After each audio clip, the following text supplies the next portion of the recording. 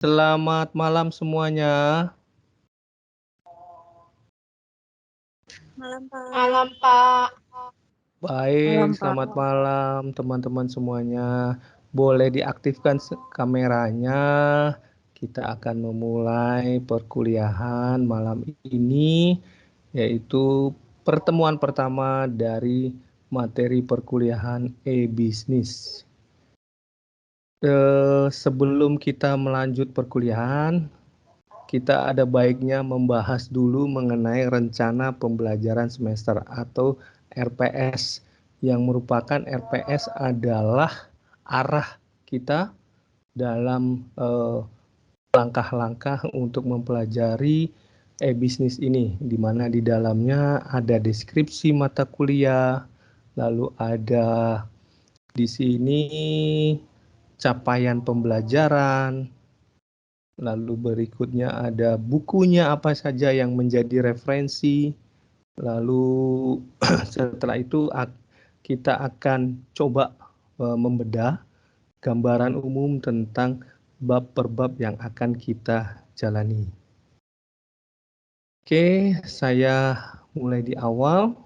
Saat ini saya coba menjelaskan apa sih deskripsi mata kuliah kita pada malam hari ini tentang e-bisnis.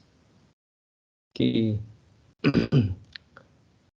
E-bisnis adalah mata kuliah yang mengajarkan tentang bagaimana seseorang dapat memahami perkembangan dunia bisnis melalui teori-teori marketing dan teknik-teknik penjualan, atau lebih sering dikenal dengan nama e-commerce, dengan metode pendekatan atau penggunaan teknologi yang berbasis internet dan pendekatan dengan sumber daya yang akan digunakan dalam proses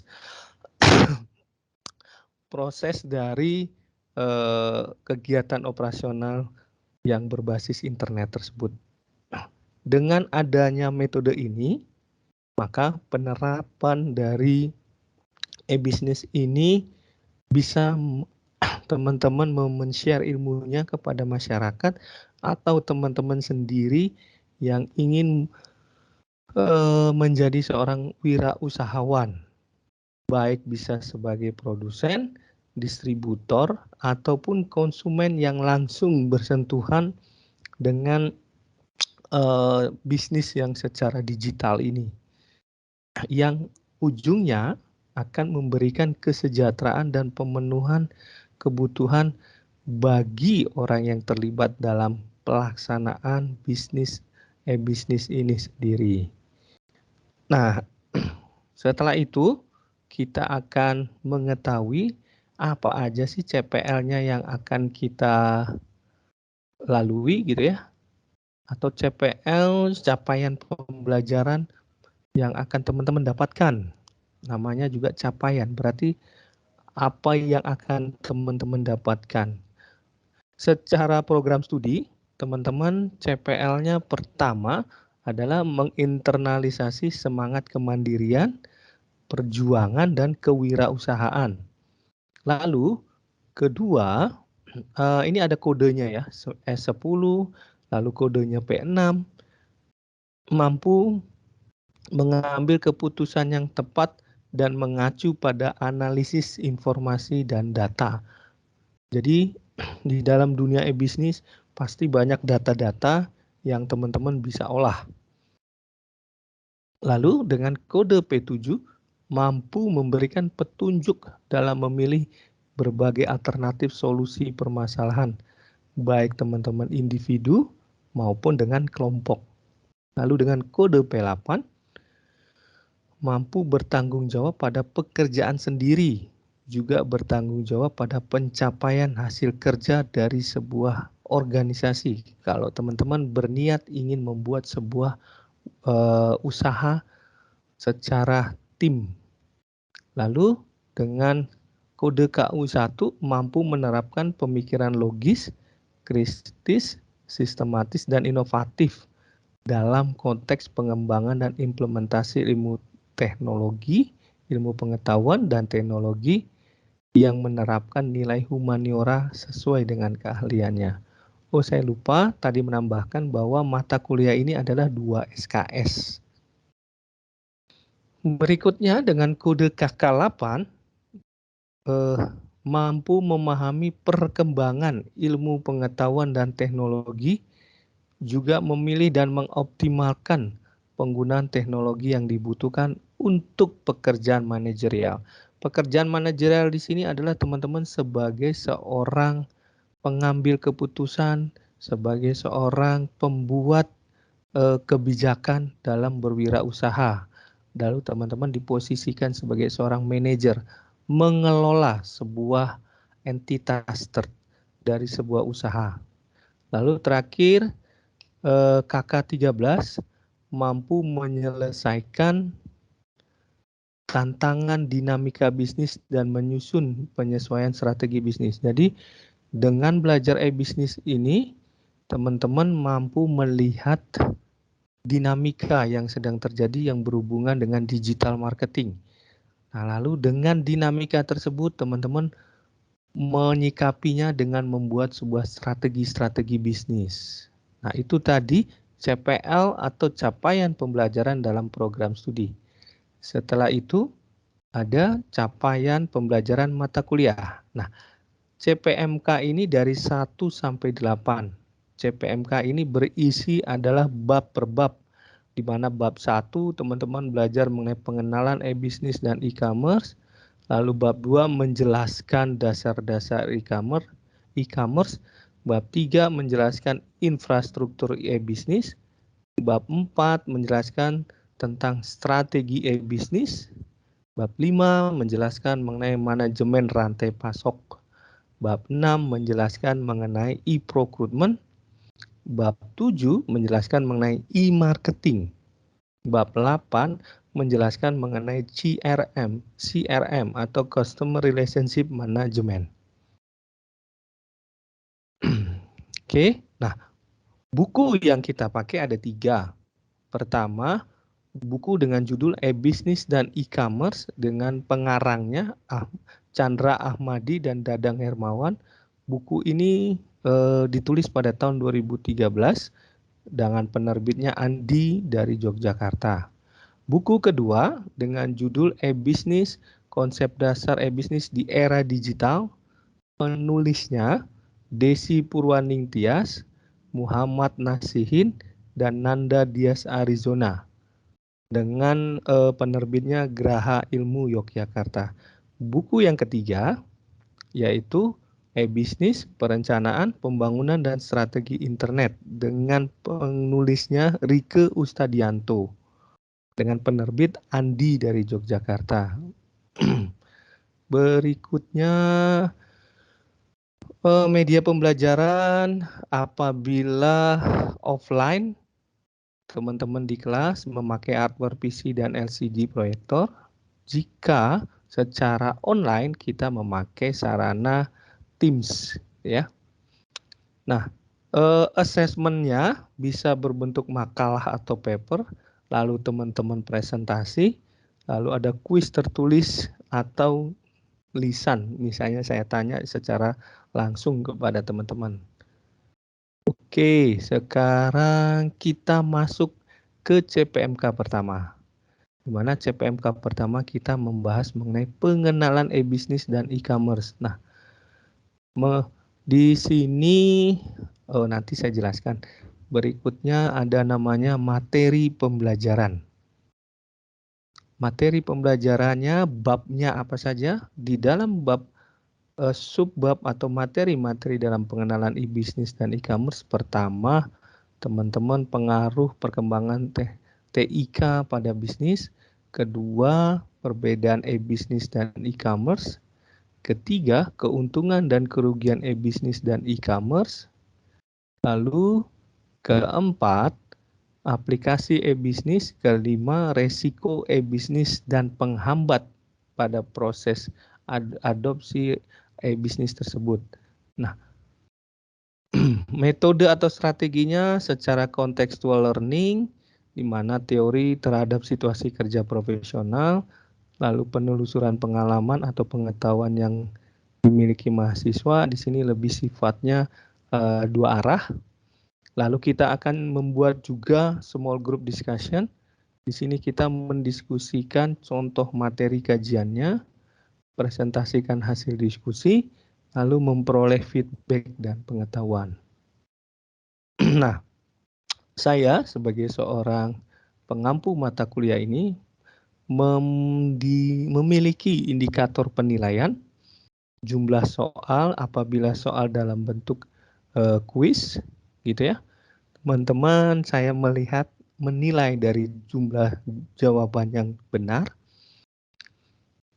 Lalu diskusi, saya juga menilai dari keaktifan. Lalu ada isi materi saat FGD, kerjasama tim saat FGD. Nah, dalam presentasi, saya melihat bagaimana teman-teman mendeliver materi dengan penyampaian yang mudah dimengerti. Lalu feedback dari audiens, yaitu teman-temannya sendiri, lalu juga mampu membuat sebuah kesimpulan. Nah, bentuknya tadi dengan diskusi dan dengan presentasi. Nah, pada materi CPMK 1 ini saya ambil dari buku dari buku e-bisnis dan e-commerce karangan Ahmadi, Chandra, dan Dadang. Lalu di CPMK 2 atau bab kedua, kita belajar tentang strategi dalam e-bisnis. Materi yang tercakup dalam strategi e-bisnis pertama adalah manajemen strategi. Kedua, isu yang penting dalam e-bisnis. Ketiga, perilaku konsumen. Keempat, strategi e-bisnis. Kelima, pembuatan keputusan konsumen e-bisnis dalam melihat perilaku konsumen di e-bisnis. Keenam, strategi menghadapi kompetisi atau persaingan pasar sesama pedagang e-bisnis atau di platform. Ketujuh, strategi memperkenalkan situs, bagaimana e-bisnis itu membuat sebuah situs atau website gitu ya, sehingga orang bisa langsung klik atau langsung aware terhadap website teman-teman. Berikutnya, sensitivitas harga. Nah, kalau berhubungan dengan metode atau strategi pembelajaran, saya sama seperti di awal, begitu juga berhubungan dengan indikator penilaian sama, lalu bentuknya juga sama. Nah, pada CPMK 2, saya ambil buku dari judul E-Bisnis, Konsep Dasar, E-Bisnis, dan di Era Digital, karangan Desi Purwaning Tias dan Muhammad Nasim dan Nanda Dias. Di situ ada halamannya ya, mengenai materi ini. Saya ambil dari halaman 41 sampai 54. CPMK 3, saya membahas bab ini tentang klasifikasi konsumen dan analisis pasar. Konsumen dan analisis pasar, di sini babnya membahas mengenai mengenal konsumen, lalu analisis pasar, lalu membangun asumsi, lalu setelah itu riset pasar. Nah, karena tadi saya bilang sama dalam hal metode atau strategi pembelajaran, indikator penilaian dan bentuk itu sama selama 1 semester. Nah, buku untuk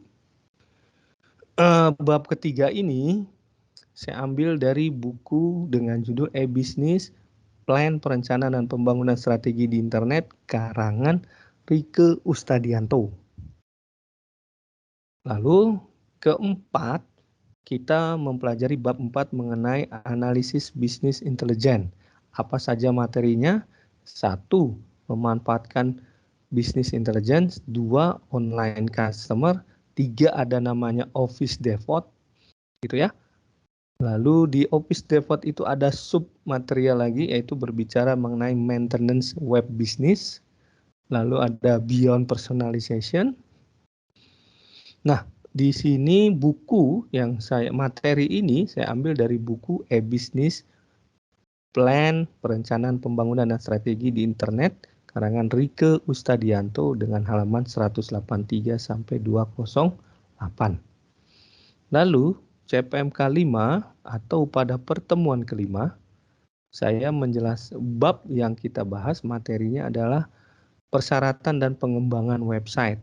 Nah, apa aja di dalam materi persyaratan dan pengembangan website? Pertama, front end and back end. Kedua, pemilihan server. Di dalamnya berbicara mengenai kebutuhan akan sumber daya, masa depan development. Ketiga, internet advertising. Di dalam materi dari internet advertising ada pembahasan mengenai advertising sebagai komunikasi, iklan internet, strategi dan implementasi internet, advertising. Berikutnya strategi pencarian. Keempat, analisis keuangan. Di dalamnya ada anggaran, pendekatan web anggaran.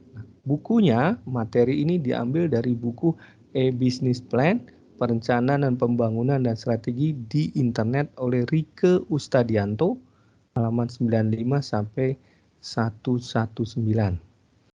Lalu di CPMK 6 atau bab ke-6, CPMK 5 di pertemuan ke-6 membahas mengenai efektivitas pembangunan website. Apa aja yang dipelajari di dalamnya? Yaitu membangun site bisnis.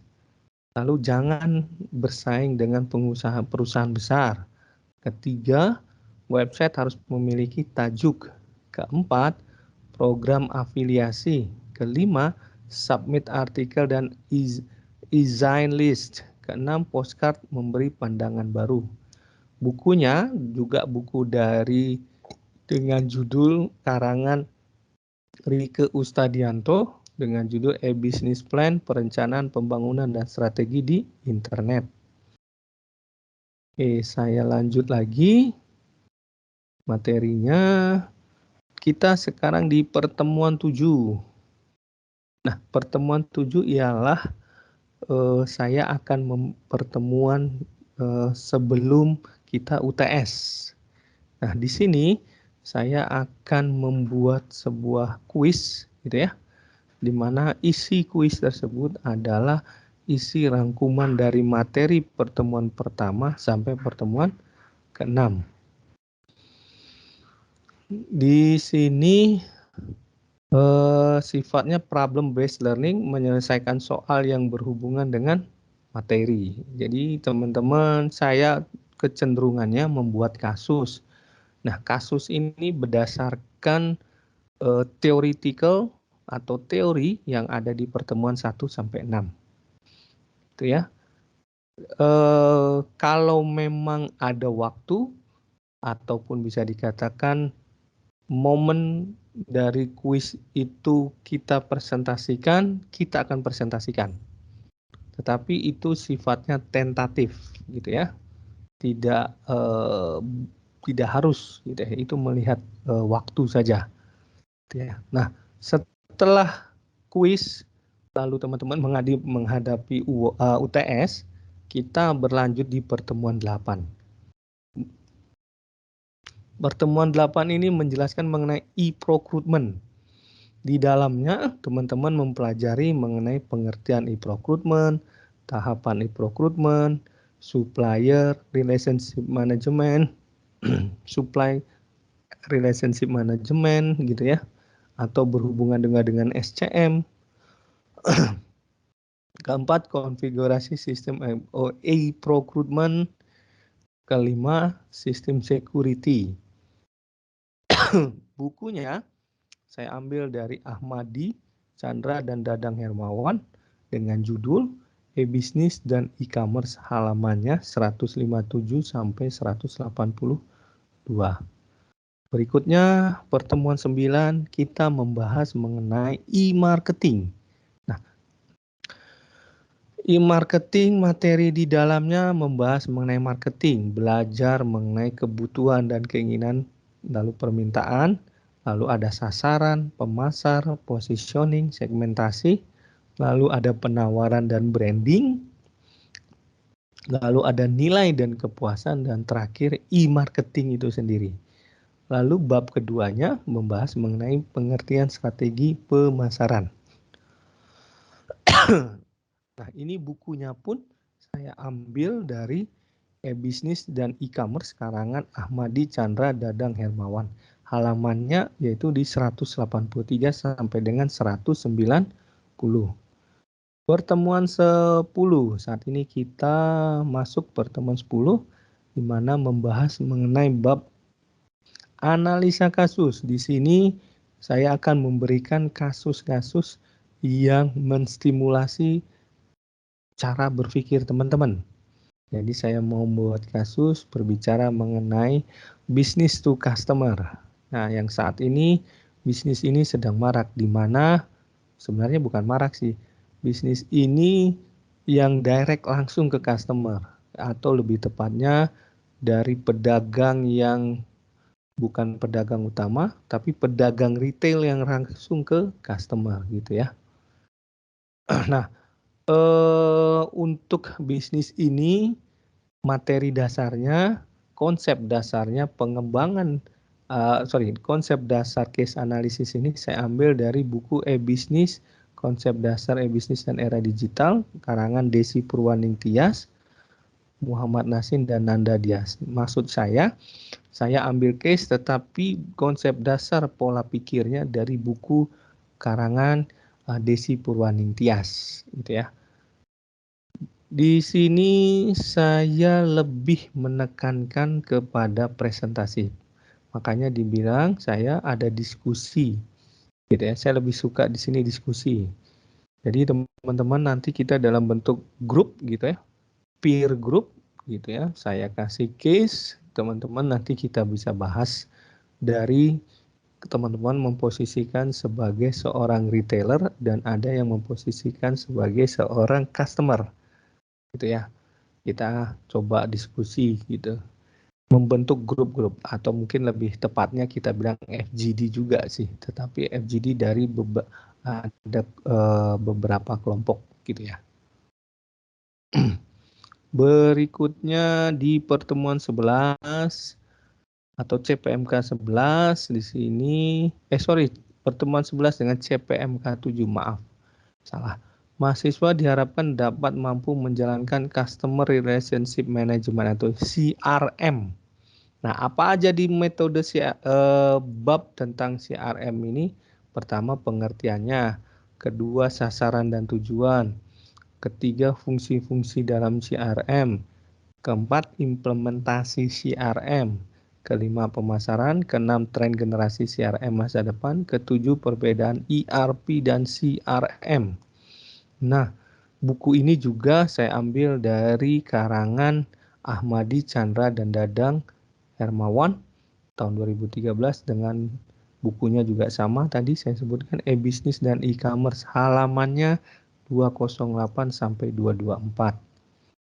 Lalu pertemuan 12 dengan CPMK 8, mahasiswa mampu menjelaskan mengenai supply chain management.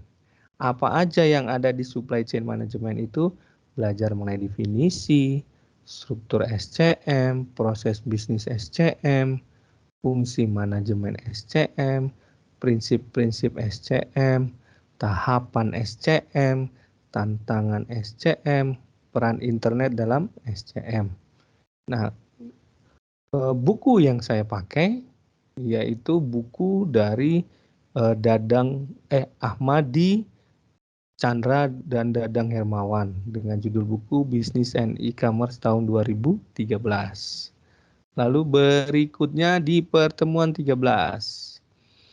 Di sini menjelaskan mengenai ERP, yaitu bab pertemuan 13 CPMK 8. Di sini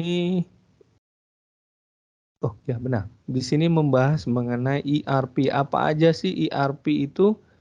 Apa aja materi yang ada di dalam ERP?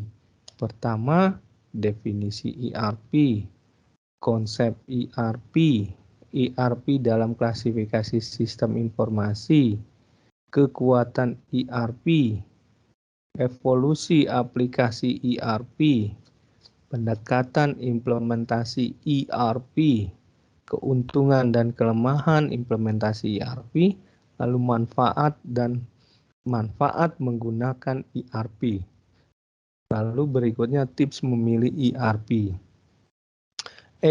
Di sini materi CPMK 8 ini materinya saya ambil dari buku dengan judul masih sama, 3 buku seperti yang di atas, yaitu konsep dasar e-bisnis konsep dasar e-bisnis di era digital, karangan Desi Purwaningtyas, Muhammad Nasihan dan Nanda Dias Arizona. Halamannya 91 sampai 103.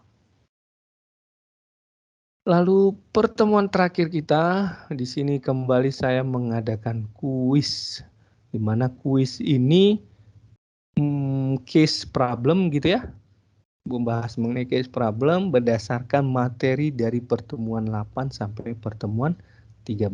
Teman-teman mempelajari case-case tersebut.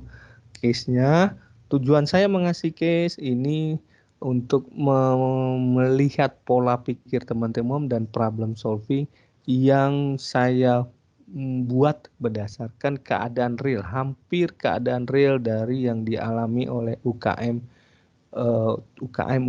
Kalau yang memulai usaha, yang coba memasuki dunia digital. Lalu, ini di pertemuan 14 ini adalah pertemuan terakhir sebelum teman-teman menghadapi UAS, gitu ya. So, teman-teman, saya harapkan untuk benar-benar fokus dalam UAS agar bisa mendapatkan nilai yang terbaik. Berikutnya, rincian asesmennya. Di sini ada tugas mandiri, saya kasih bobot 15%. Di sini tugas mandirinya bisa membuat makalah atau presentasi, di mana saya akan membuat waktunya dan rinciannya. Saya akan share ke teman-teman tugas mandiri tersebut. Saya kira-kira di pertemuan ke-6 gitu ya. Saya akan sounding teman-teman apa sih tugas mandirinya. Nah, tadi lalu indikator penilaian kalau dalam bentuk makalah ataupun presentasi gitu ya. Format ininya 40%. Lalu substansi materi perkuliahan dalam saya salah ketik. Dalam e-bisnis ini, mata kuliah e-bisnis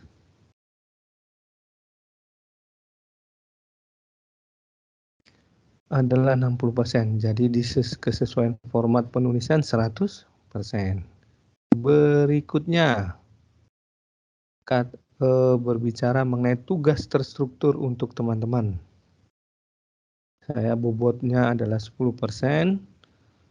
Nah, ini tugas terstruktur saya bisa ambil dari case-case yang kita kerjakan atau presentasi yang teman-teman sampaikan di kelas gitu ya.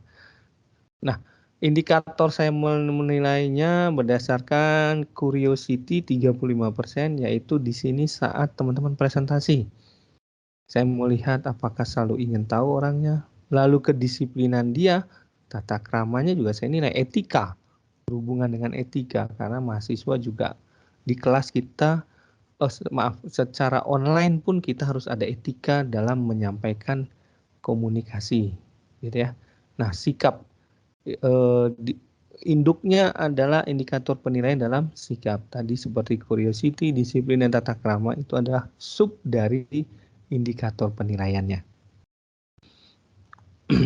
Lalu di penguasaan teori atau model konsep saya nilai 50%.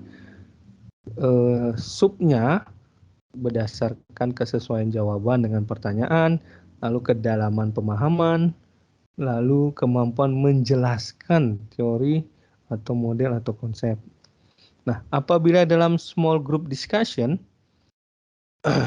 saya juga perhatikan sikap teman-teman 20%. Nanti saya akan buat break room ya, karena kita ini kelas online, berarti saya akan pecah, ada break room, gitu ya. Break room, saya pecah-pecah dulu teman-teman, berdasarkan kelompoknya untuk diskusi. Nanti pada waktu tertentu yang telah saya tentukan, teman-teman join bersama. Saya akan membuat teman-teman mengumpulkan untuk presentasinya. Saya menilai sikapnya, ide gagasannya, teamwork-nya, lalu penarikan kesimpulan. Nah, teman-teman bisa lihat tuh prosentase-prosentasenya yang telah saya buat. Ya. Oke, pengenalan e-bisnis. Pengenalan e-bisnis. Nah, seperti gambar ini adalah orang yang sedang melakukan transaksi dengan menggunakan gadget, di mana semua transaksi sudah bisa dilakukan secara virtual atau dengan menggunakan dunia internet atau dunia maya. Teman-teman tinggal duduk di satu tempat, bisa memilah-milih sebagai konsumen, teman-teman bisa memilah-milih barang melalui marketplace. Marketplace itu yang terkenal adalah Shopee, kalau di Indonesia Shopee, ada Blibli, Tokopedia, Lazada. Nah, teman-teman bisa dengan duduk saja dimanapun, tidak ada batasan ruang dan waktu. Nah, dan juga kalau teman-teman memposisikan sebagai pedagang, teman-teman juga bisa dengan mempost akan foto-foto yang sifatnya lebih menarik, dan diharapkan sebagai seorang seller atau penjual, teman-teman memiliki konten yang lebih menarik supaya meng-attract konsumen untuk datang. Baik itu teman-teman berjualan di maaf, teman berjualan dengan di marketplace atau membuat website gitu ya. Usahakan teman-teman itu kreatif